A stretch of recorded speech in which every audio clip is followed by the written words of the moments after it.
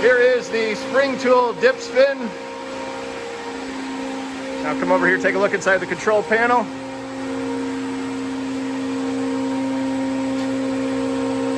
It has an updated PLC and display that we're going to look at here in the front.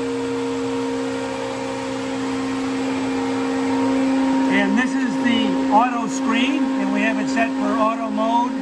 And we have a batch weight of 12 pounds, which we're going to go up and simulate on the scale, and then watch the rest of the operation. It's now simulating 12 pounds of parts getting dropped into the hopper there to start the whole process.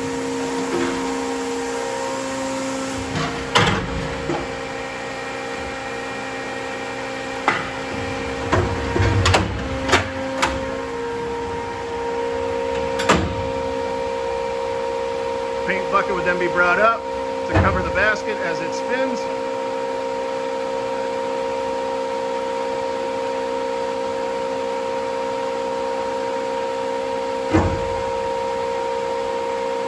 Drop down to the midpoint to spin off all the excess paint, or whatever you have on your parts.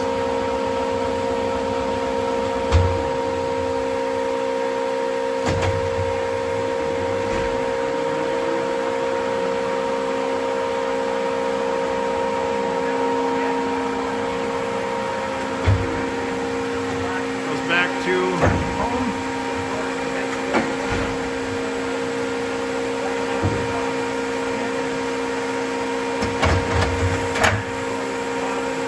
Arm comes over, backs the basket back,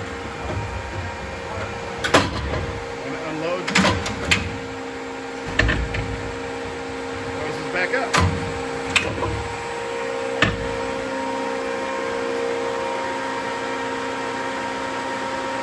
And it would be ready for the next cycle to start. If we went up there and simulated 13 pounds, it would run the second one. So we'll start it here quickly for you.